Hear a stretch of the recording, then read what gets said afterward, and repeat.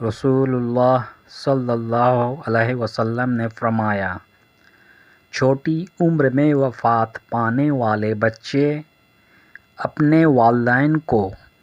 اپنے پلو سے پکڑ کر کھینچتے رہیں گے حتیٰ کہ اللہ ان کے والدین کو ان کے ساتھ جنت میں داخل کر دے گا۔ رسول اللہ صلی اللہ علیہ وسلم نے فرمایا، مومن مرد اور مومن عورت کی جان، اولاد اور مال میں آزمائشیں آتی رہتی ہیں، یہاں تک کہ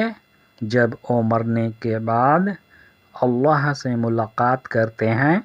تو ان پر کوئی گناہ نہیں ہوتا ہے۔ رسول اللہ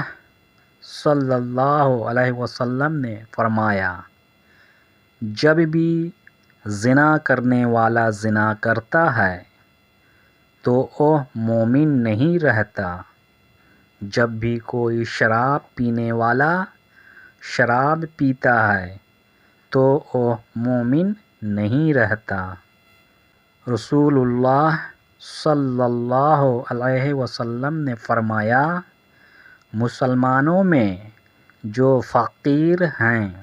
وہ مالداروں سے آدھا دن پہلے جنت میں داخل ہوں گے اور آدھا دن آخرت کے حساب سے 500 برس کے برابر۔